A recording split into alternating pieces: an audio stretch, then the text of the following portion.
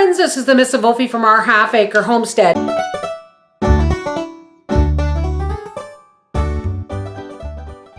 I'm making the bacon right now, and as you know, it has to go in the cure and be turned and massaged and all that for a week before we put it on the smoker. So I'm going to show you a new way that normally what I would do is I would get my cure and I would put it all, rub it in the bacon, and then put it in a big flat bin in the fridge and turn it to make sure it's evenly coated.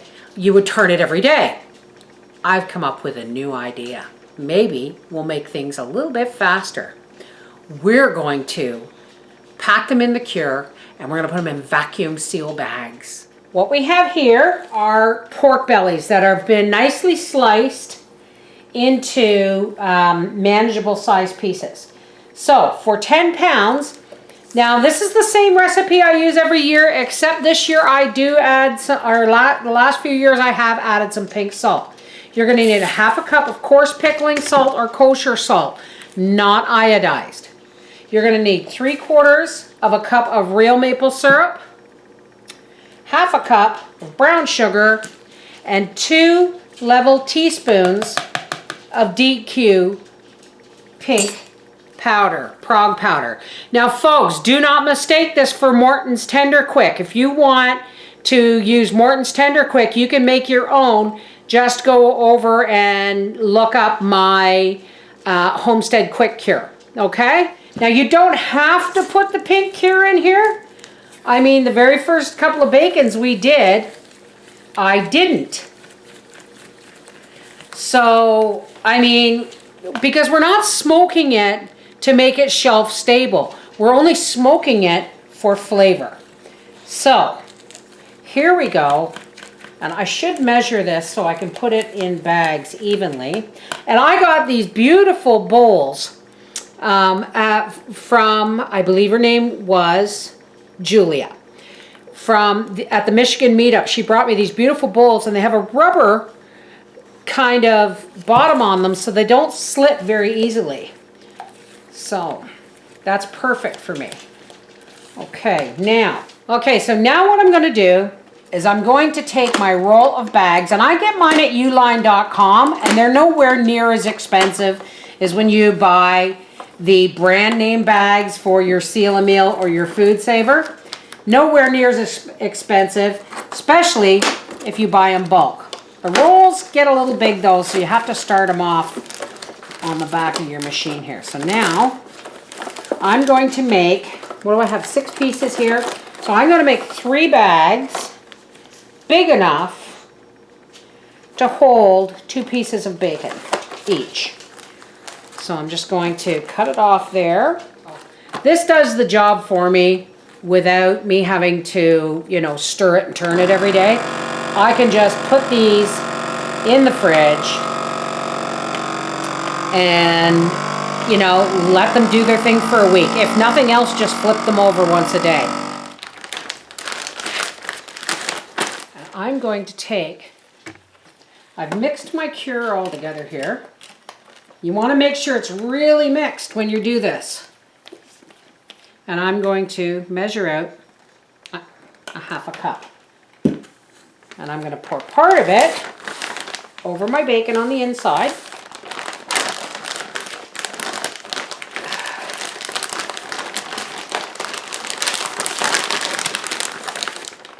I'm going to pour some of it on here, like that. And flip it over and pour it on here. And then I'm going to make sure I get all the salt and sugar out of this jar.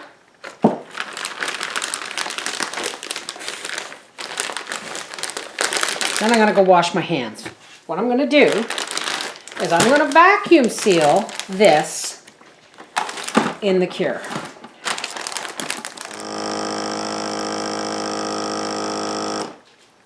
And now, for the next 7 days, got to be careful, I just felt a bone chip and we don't want to puncture the bag. But for the next 7 days, These bags are going to sit in my fridge, and every once in a while I'll take them out and I'll flip them over and I'll massage them. But guess what? That's going to work beautiful. We have 22 pounds of meat in this bucket. Some of it's steaks, these two obviously hams. Now I've got to calculate the cure by weight. And all I'm using for this cure is my P-Mel bacon cure because it's our favorite flavor. This is our cottage roll mix. This is a sweet salt pickle for our pork. These won't get smoked at all. These will just get brined and injected and brined again for 7 to 10 days in this bucket, in a fridge out in the meat locker.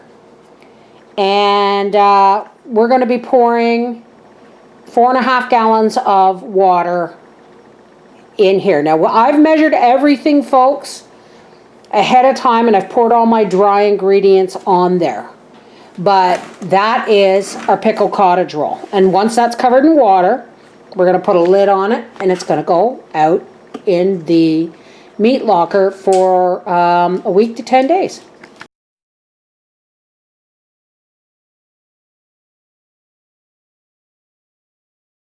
So here's our ham steaks, and we're not going to smoke them. They've been in a really strong brine and they're thin, so they've been rinsed, and we're going to package them. Our hams are now soaking in cold, clean water, and I'm going to be drying them off and covering them and tying them in cheesecloth and putting them in the fridge so that Daddy can smoke them on Sunday. Okay, so what I'm going to do before I put these in, because they're so wet, I'm just going to put them on this piece of paper towel. And then I'm just going to blot them. It just makes a better seal. Okay, these steaks, the hams, the cottage rolls, the bacon, folks, none of it is cured to be shelf stable. In other words, this stuff has to be frozen until use, and it has to be cooked. Okay, so here's one of our 2 hams. Here we go. We just want to tie this up in the cheesecloth so that when Daddy hangs it in the smoker, he can hang it from the knot. Alrighty, I got my nice little maple nuggets soaking in some water. Overnight's good, usually.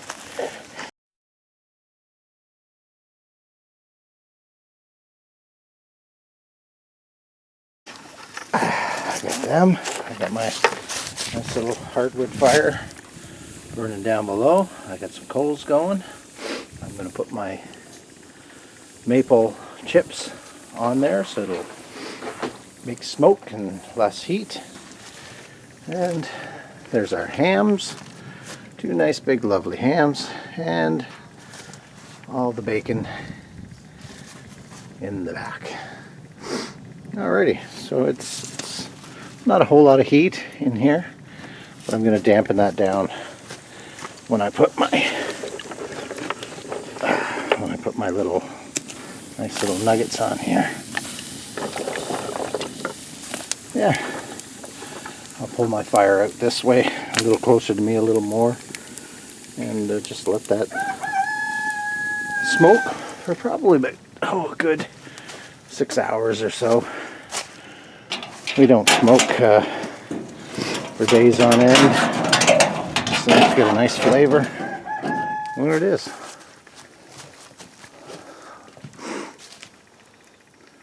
Our smoker doing her job. All right, talk to you later. And this is a 5-gallon Rona pail.